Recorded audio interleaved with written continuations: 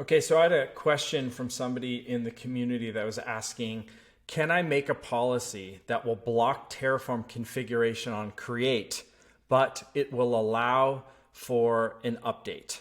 All right, so this is a great question. The answer is yes, and I'm going to show you how to do that right now in the video. The first thing you need to understand, though, what we're talking about is that Terraform can be thought of a Terraform run breaks down into really three different stages. There is Terraform HCL code, so that's just the static code itself. That's considered Terraform pre-plan. Then there is you run the command Terraform plan, and it generates a plan and figures out these are all the changes that Terraform is about to make. That's where you have these different stages that the question comes from. There is a create. If there's no resource, it will create it. If there's an update, it will be an update. If you're going to destroy it, it's going to delete it, right? So that's the plan file. After you generate a plan, it's called the post plan stage. And then there is, after you apply, the configuration is stored in Terraform state, and that's called post apply. So HashiCorp discusses it. These are part of like things like Terraform run tests, pre-plan, post apply. cnspec can write tests against any one of those stages, but it can also, too, of course, write tests against the runtime environment. So we don't just stop at Terraform state. We also continue on into runtime as well. So I have got right here my VS Code. I've got a bunch of Terraform code that I'm using to provision infrastructure in a Google Cloud project. And I've already applied these changes. So if I just were to run like, Terraform plan, it should say that there's no changes to be applied right now. All right, so no changes. Now, before I ran a plan, before I actually applied this project, I ran a Terraform plan and created a Terraform plan file. That's a binary file. So I actually converted it over to JSON, and this is how cnspec can interact with that. So to show you how cnspec can filter on creates versus updates versus deletes and be able to write checks around that, I'm going to use the cnspec shell, and I'll run Terraform plan and then the name of my plans file. So tfplan.create.json. And if you're not familiar with the cnspec shell, it's an interactive development environment. I use it all the time to write policy and to write query packs for cnquery. There are specific resources to Terraform plan. So if I run help Terraform plan in the shell, you can see that there's a bunch of different resources here. We're going to be focusing in on resource changes. So Terraform plan.resource changes. I've already been playing around with this one a little bit. So Terraform plan.resource changes. If I run that at the time before Terraform applied its changes, it thought that it was going to make changes to these different resources.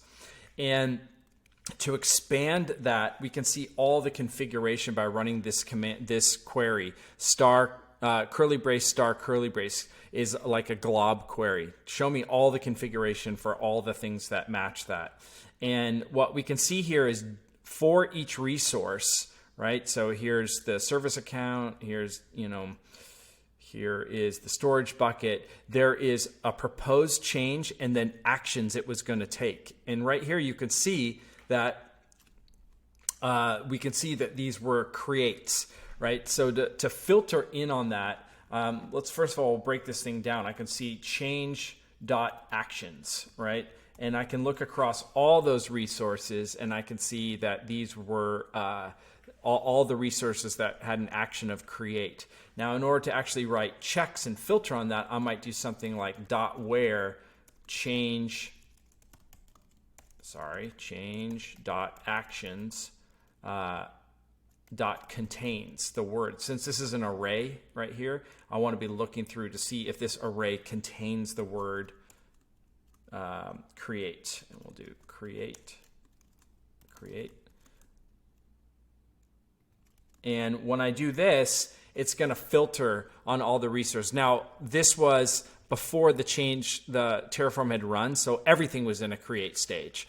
Now, there's something that I'm going to gloss over a little bit here, which is that when you write policy, policies have a concept of filters at the top.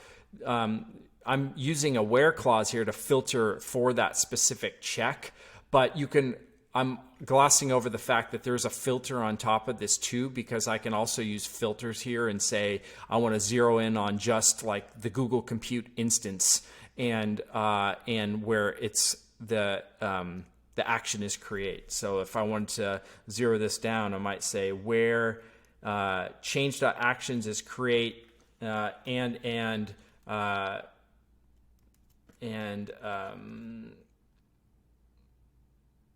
we'll do type is equal to like Google Compute instance, right? So if we're writing a check specifically for this, I'll do that. And now you can see I've gone from all the different things to just this one type of resource. And from there, I can start to write my checks, whatever that's going to be. Maybe it's going to be change.after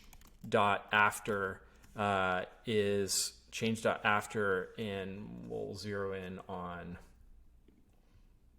one specific configuration here, like, where is it? Google Compute instance. We'll do like, I don't know, metadata OS enable, right? So we can do change.after metadata,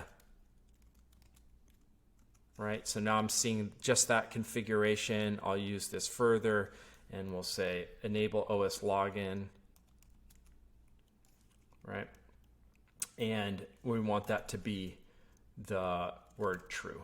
We want that to be set to true. But really, when we write assertions, we use the .all function instead of using the curly brace, because the other one is more of a data query. This is an assertion. So what I get right there is true, right? So what we're seeing here is I'm zeroing in on resource changes that are in the create stage and a specific type of Terraform resource. And then I write my assertion on top of that. So if I wanted to see this thing fail, if I wrote, it should be false, then the check would be failing and I would see the resources that failed that particular check.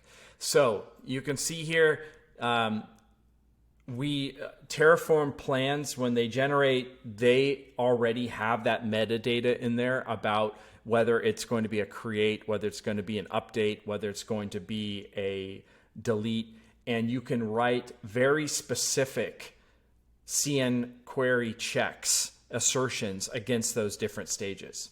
So hopefully this gets you inspired. If you want to learn more about this, jump into the Mondu community and I'll be happy to work with you on getting this going inside your own environment. Thanks.